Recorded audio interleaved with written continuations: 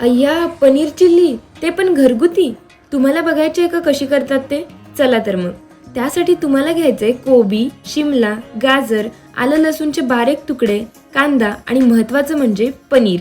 कढईत तेल गरम झाल्यावर त्यात आधी कांदा आणि त्यापाठोपाठ पनीर फ्राय करून घ्यायचंय. त्यानंतर चिली मसाला घ्यायचा, पण मला तो भेटला नाही म्हणून मी मंचुरियन मसाला आणि कॉर्नफ्लेक्स मिक्स करून त्याची ग्रेव्ही बनवली आहे. इकडे पनीर सोबतच सगळ्या भाज्या पण फ्राय करायला टाकल्यात आणि त्यानंतर त्यात सोया सॉस आणि चिली सॉसेस टाकलेत. ते मिक्स झाल्यावर त्यात टाकली शेजवान चटणी आणि वरून तयार करून ठेवलेली ग्रेव्ही.